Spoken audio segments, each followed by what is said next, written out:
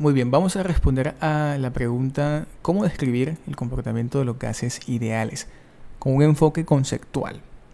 Sin embargo, hay que decir que los gases ideales se describen matemáticamente con esta ecuación, recordando que los gases ideales no existen en la vida real, pero aproximan el comportamiento de los gases reales en muchas ocasiones. P es la presión, B es el volumen, R es lo que se conoce como la constante universal de los gases ideales, T es la temperatura y N el número de moles. Bien, presión por volumen igual a RTN, constante por temperatura por número de moles.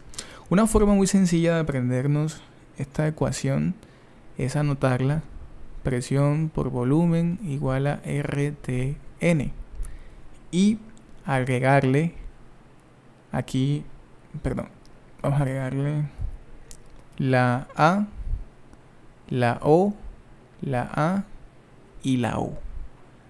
¿Qué dice? Pavo igual a ratón. Es una forma sencilla, pues, de aprendernos la ecuación general de los gases ideales, sabiendo que las vocales no van.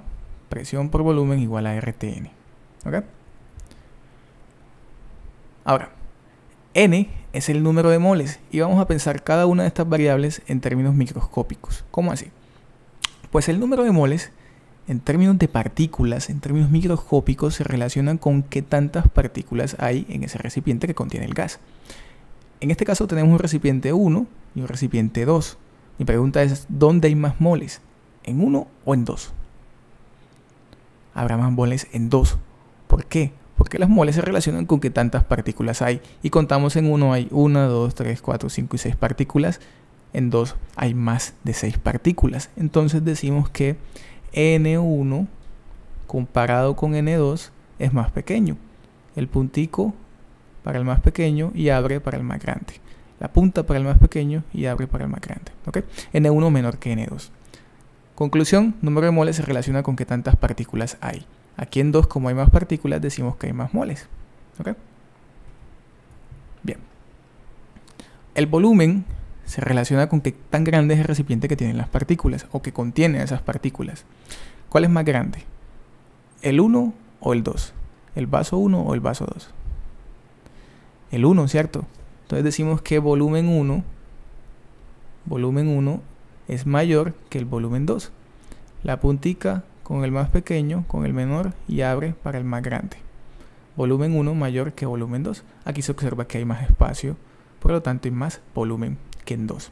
¿Ok? Muy bien. El volumen se puede medir en litros, o en mililitros, o en metros cúbicos, o en galones. Vamos a pensar, por ejemplo, en metro cúbico. Para eso voy a hacer un cubo.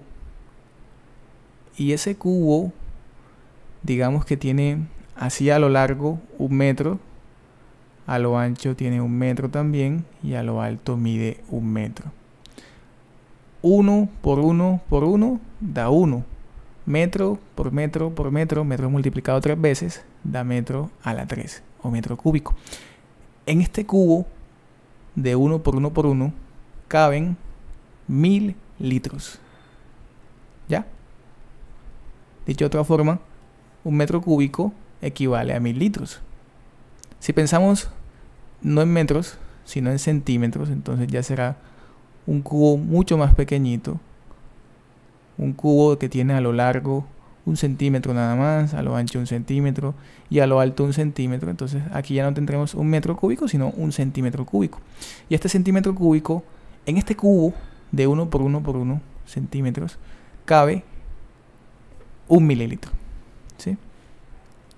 1 mililitro es lo que cabe en un cubito de 1 centímetro por 1 centímetro por 1 centímetro. 1 centímetro cúbico equivale a 1 mililitro. Y todas estas, litros, mililitros, metros cúbicos, galones, son unidades de volumen. ¿Ok?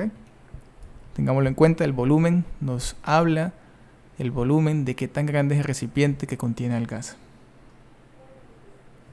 La temperatura se relaciona con qué tan rápido se mueven las partículas de ese gas en el recipiente.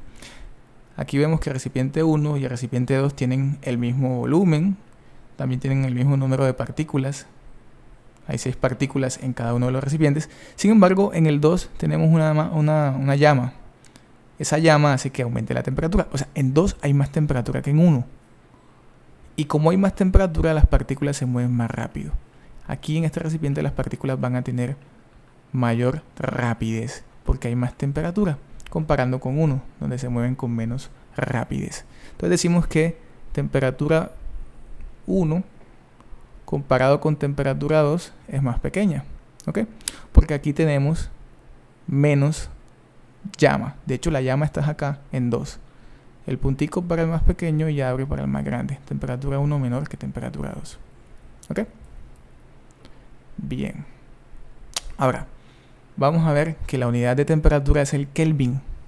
Así como el volumen se mide en litros, mililitros, la temperatura se mide en Kelvin. Sí, hemos escuchado, por ejemplo, que si yo digo que en este frasco 1 la temperatura es de 20 grados Celsius, ya, no vamos a usar grados Celsius como unidad de temperatura en la ecuación de los gases ideales. En esta ecuación, cuando tengamos el dato de temperatura, no lo vamos a usar en grados Celsius. Lo vamos a usar en una unidad que se conoce como los Kelvin. ¿Cómo se pasa a Kelvin? Simplemente tomando el dato en grados Celsius, 20, y le sumamos 273. 20 más 273, eso da 293. 293 Kelvin.